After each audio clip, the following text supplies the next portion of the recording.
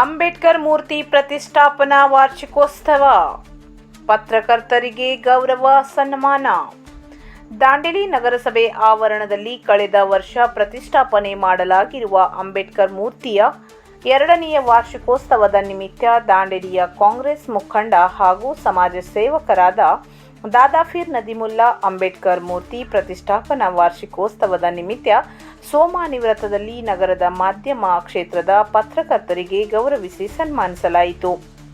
ಪರಮಪೂಜ್ಯ ಶ್ರೀ ಜಗದ್ಗುರು ಚಂದ್ರಶೇಖರ್ ಶಿವಯೋಗಿ ಮಹಾಸ್ವಾಮಿಗಳು ಹೊಸಮಠ್ ಹುಬ್ಬಳ್ಳಿ, ವೆ.ಮು. ಅಜಯ್ ಶಾಸ್ತ್ರಿಗಳು ಹಿರೇಮಠ್, ಗಾಂಧಿನಗರದ ಆದಿಶಕ್ತಿ ದುರ್ಗಾದೇವಿ ದೇವಸ್ಥಾನದ ಅರ್ಚಕರು ಮತ್ತು ಪುರೋಹಿತರು, ಧಾರವಾಡದ ಪರಮಪೂಜ್ಯ ಸೋಫಿ ಸಂತ ಅಭಿನವ ಶರೀಫ್ ಅಬ್ದುಲ್ ರಜಾಕ್ ಖಾದ್ರಿ ವ ಹಾಸ್ಮಿ ಸತ್ತೂರ್ ಇವರುಗಳನ್ನು ಕಾರ್ಯಕ್ರಮದಲ್ಲಿ ಗೌರವಿಸಿ ಸನ್ಮಾನಿಸಲಾಯಿತು.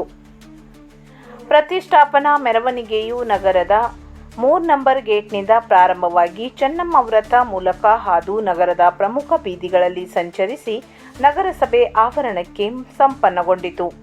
ಈ ಸಂದರ್ಭದಲ್ಲಿ ಕಾಂಗ್ರೆಸ್ ಮುಖಂಡರಾದ ಬಸೀರ್ ಗಿರಿಯಾಳ್, ಕರೀಮುಲ್ಲಾ, ಇಮ್ತಿಯಾಜ್ ಅತ್ತಾರ್, ನಗರದ ಎಲ್ಲ ಸಂಘ ಸಂಸ್ಥೆಗಳು ಹಾಗೂ ಸುದ್ದಿ ಮಾಧ್ಯಮದವರು ಮೆರವಣಿಗೆಯಲ್ಲಿ ಉಪಸ್ಥಿತರಿದ್ದರು.